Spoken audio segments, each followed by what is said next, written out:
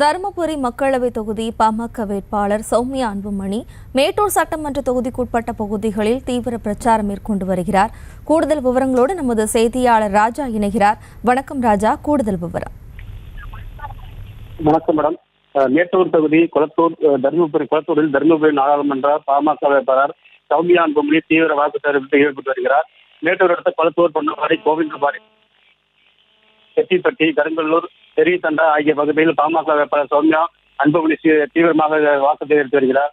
இதில் பாமக வேட்பாளர் சௌமியா அன்புமணி கூறுகையில், மேட்டூர் தொகுதி மக்களுக்கு தொழில் நிறுவனம் மற்றும் கோவிந்தபாடி மக்களுக்கு மீன்பிடிக்க உரிமம் ஏற்படுத்தி தரவும், அதே போல தோணிமடல் திட்டம் கொண்டு முயற்சி எடுக்க வேண்டும், இளைஞர்களுக்கு வேலை வாய்ப்பு ஏற்படுத்தி தரப்படும் என்றும் தெரிவித்துள்ளார். மேலும் இன்னும் நிறைய திட்டங்கள் கொண்டு வர பாடுபடுவேன் என்று கூறி மாம்பழ சின்னத்தில் வாக்களித்து வெற்றி பெற செய்யுமாறு கேட்டுக் கொண்டுள்ளார்.